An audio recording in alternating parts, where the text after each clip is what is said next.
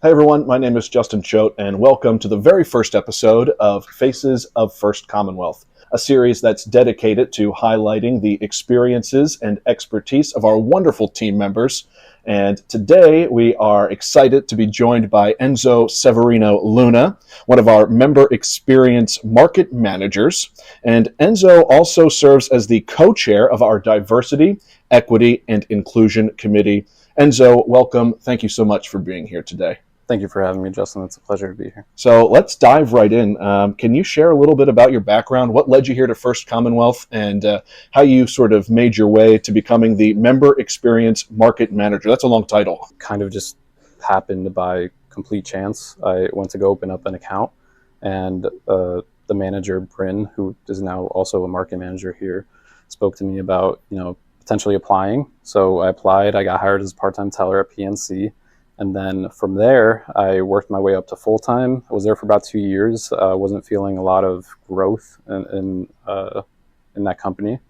So I ended up coming to First Commonwealth, where I was hired on as a MXA, as we know it. Others might know it as a universal banker role. Sure. And from there, I worked very hard over the next, year and a half, more or less, to become an MXA2, or the equivalent of an assistant manager. And then there's a theme here. Yeah. I worked very hard for a few more months. I got promoted to be the branch manager of our Trexlertown location. Got promoted, I guess it was more of a transfer than anything else, to the Allentown Union Boulevard location to be the branch manager or member experience manager there. And after about a year and a half, 2 years of doing that, now I got promoted to be a market manager. So now I'm overseeing the Union Boulevard location, downtown Allentown location, and the Whitehall location.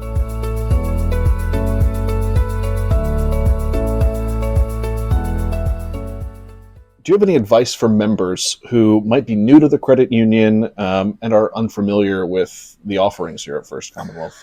Yeah, I mean, the best thing that you can do is really just go into any location and just start talking to someone. The person that you can talk to will be passionate and really talk about all the products and services that we offer. But it's beyond just the products and the services, right?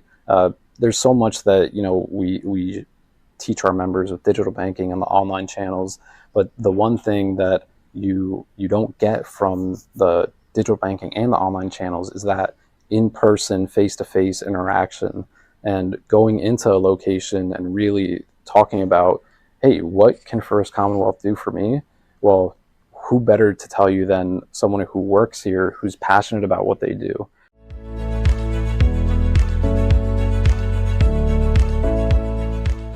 Something that you're passionate about is our financial literacy program. Mm-hmm. You've been involved with Raub Middle School in Allentown. Yep. Tell us how you now realize how important it is for families and students to get that financial education early in life. It is one of, if not the most important thing that we can teach our kids, right? You look at just overall, the United States, the economy, where people are at financially as a whole, and generally we're not doing too well, right? On an individual basis. Sure. And a lot of that has to do with not being taught these things when we're young. And I'll use myself as an example. So just a little bit about me. I came to the United States when I was 3 years old. I was born in Buenos Aires, Argentina.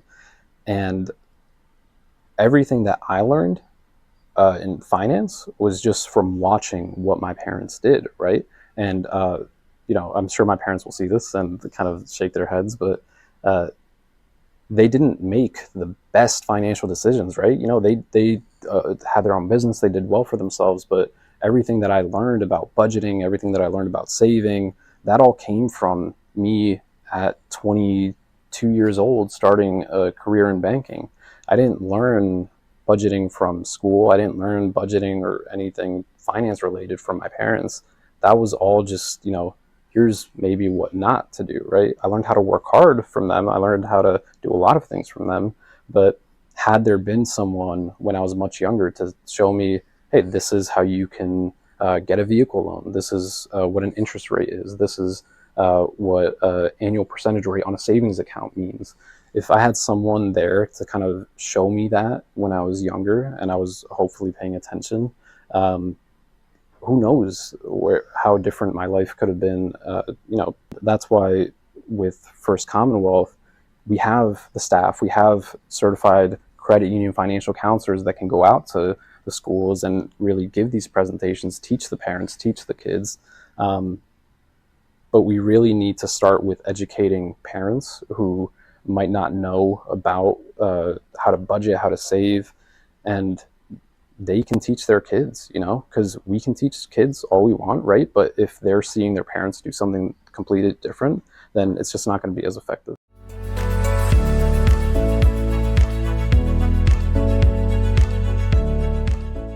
In a sense, Enzo, it's never too late to get started on that journey. And like you had said earlier, for those who are maybe curious or don't know what we offer here at First Commonwealth, walk right in. That's something that we can help with. Mm-hmm.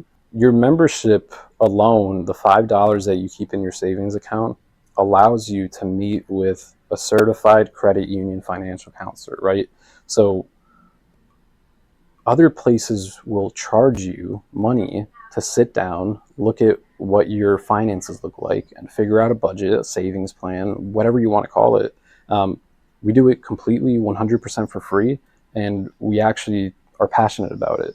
So any location that has a financial counselor, which is probably all of them now, anyone can just walk right in, say, hey, I want to meet with a financial counselor, and then you can get started right now.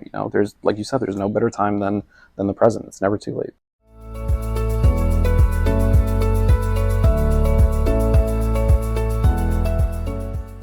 On top of all the work that you do with our financial education here at the credit union, you're often representing us at conferences. You're part of our DEI committee.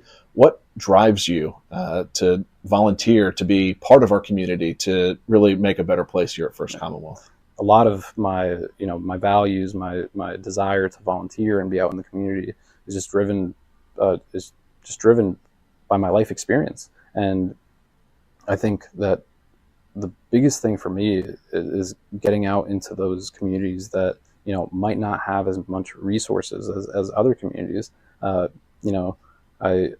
Hispanic. I'm an immigrant. I grew up in that environment, and knowing what I know now and doing what I do now, I want to do as much as I can to teach and give back. We were recently, a few months ago, doing the volunteer-centered volunteer challenge with the Boys and Girls Club, and that is a whole entire atmosphere and ecosystem that I was just never aware of. My parents never put me in any after-school programs. My mom, this is actually so funny. My mom used to work across the street from the apartment we lived in at the McDonald's, and she would give me a walkie-talkie to kind of like communicate with her in case I needed anything. And there were no after-school programs that we were aware of, right? So whatever we can do, right, to kind of get out in the community, whatever I can do to get out into the community and somehow, even if it's one person, make that impact and make that change that, will lead someone to a brighter, happier future, whatever we can do, right? Whether that's building picnic tables for the Boys and Girls Club, whether that's me going to the Pennsylvania Latino Convention and learning more to bring back to share with others about our community, whether that's just going out and teaching a class on financial literacy. I think there's just a lot to be done, and if I'm not going out and doing it, then I really shouldn't even be in the position I'm in,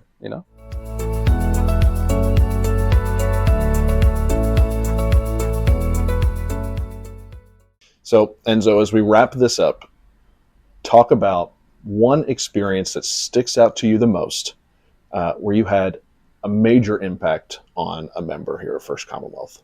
Yeah, the one always just pops into my head. It was a member he is from Peru. I came to find out, his daughter had cancer, and we were trying to think of different creative ways that we can, pay for her treatment and get her the help that she needs. And we ended up doing a cash for title vehicle loan. So he essentially just took a vehicle loan out on his already paid off vehicle. So it was a lower interest rate, which, I think other banks really aren't doing it nowadays, but it was a lower interest rate. It's a secured loan. He was able to send the money that she needed for the money that he needed to pay for her treatment.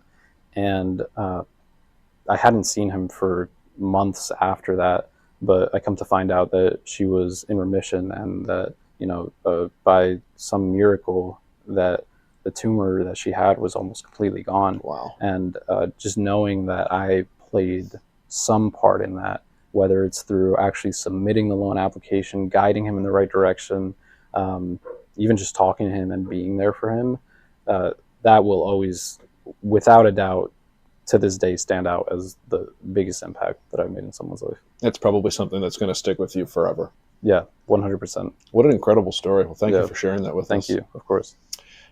Enzo, thank you so much for being here, being our first guest on Faces of First Commonwealth. We really appreciate your time. You're welcome. Thank you so much for everything that you do here. Thank you. Thank you.